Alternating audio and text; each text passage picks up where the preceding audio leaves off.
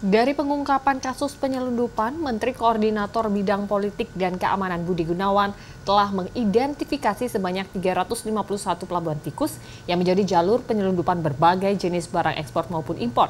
Menko Polhukam pun membentuk Satgas khusus untuk pencegahan dan pemberantasan penyelundupan yang melibatkan aparat hukum dari berbagai kementerian di bawah komandonya.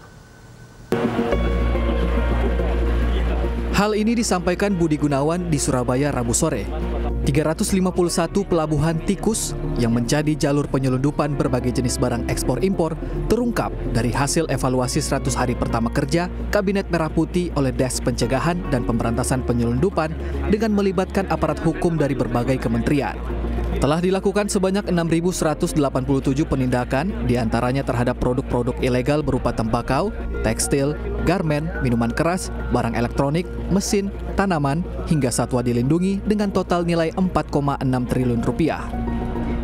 Lokasi penindakan terbanyak di wilayah pelabuhan yang mencapai 49%. Kemudian 15% di bandar udara dan 10% di kawasan pesisir, serta lainnya di jalan raya maupun kawasan berikat. Menko Polhukam Budi Gunawan mengungkapkan sebanyak 351 pelabuhan jalur tikus penyelundupan telah teridentifikasi di sepanjang Pulau Sumatera bagian timur yang selanjutnya akan dipertebal pengamanan dan pengawasannya. Tantangan kita di dalam penanganan pemberantasan penyelundupan ini adalah kondisi geografis kita yang sangat luas sekali. Bentangan laut, perairan maupun pulau-pulau kita. Jadi sementara ini dari Satgas yang kita bentuk, kita akan tambahkan kekuatan ini. Satgas Laut itu khusus maksimal memantau yang di wilayah Sumatera bagian timur karena memang ini yang paling padat. Hal sama juga diungkapkan oleh Menteri Keuangan Sri Mulyani saat pemaparan hasil ungkap kasus penyelundupan barang ekspor impor di Terminal Peti Kemas Surabaya.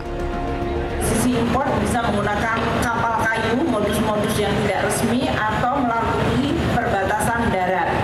Tadi telah disampaikan oleh Pak Menko ada 351 pelabuhan tikus yang sudah teridentifikasi sebagai landing spot dari berbagai kemungkinan penyelundupan.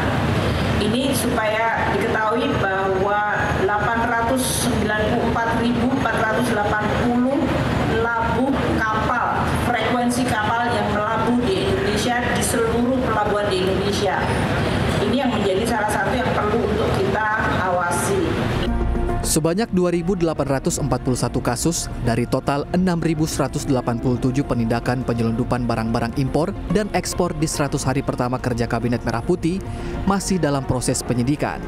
Menteri Keuangan Sri Mulyani memaparkan sebanyak 2.657 kasus diantaranya telah ditetapkan barang buktinya yang kini dikuasai atau menjadi barang milik negara. Sebanyak 569 kasus telah dilimpahkan ke Kejaksaan. 120 kasus diantaranya telah diselesaikan dengan mengedepankan prinsip ultimatum remedium atau negara mendapatkan kompensasi. Sementara potensi kerugian negara yang bisa dicegah sebesar 820 miliar rupiah. Tribroto Purnawanto, Surabaya, Jawa Timur.